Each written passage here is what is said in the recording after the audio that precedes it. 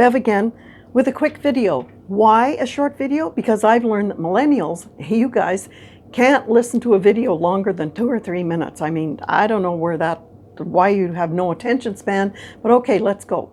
Today's question, should you be wearing a belt when you're working out in the gym?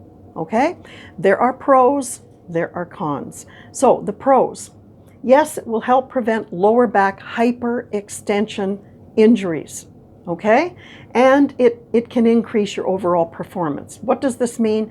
Well, it puts less stress on your lower back, right? If you're wearing a belt, especially for upright position movements, you know, things like squats, snatches, overhead presses, cleans, jerks, deadlifts, you know, those kinds of movements, right? And that's because your lower back can fatigue faster than the rest of you, especially if you're doing heavy weight and a lot of reps, okay? So that's going to help. And when I talk about here performance, the belt puts a bit more pressure on your ab area. So it gives you more stability and therefore you can lift more weights, okay? But let's look at the cons. Inhibit motor learning in the ab core muscles, that area, okay? So it will circumvent the learning of how to squeeze your ab muscles tightly in the right way during a heavy lift. I mean, for beginners, the belt just frankly takes over, okay? So you don't need to use your stabilizers if you're wearing a belt, right? Not as much, at least. Now, and your lower back might not get as strong. I mean, that makes sense, right?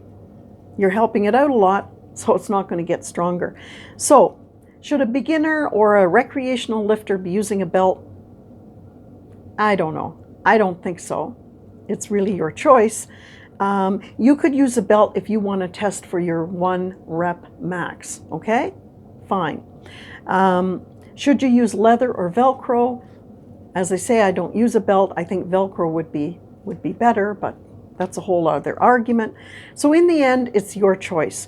But if you do use one, only use them for the upright movements, okay?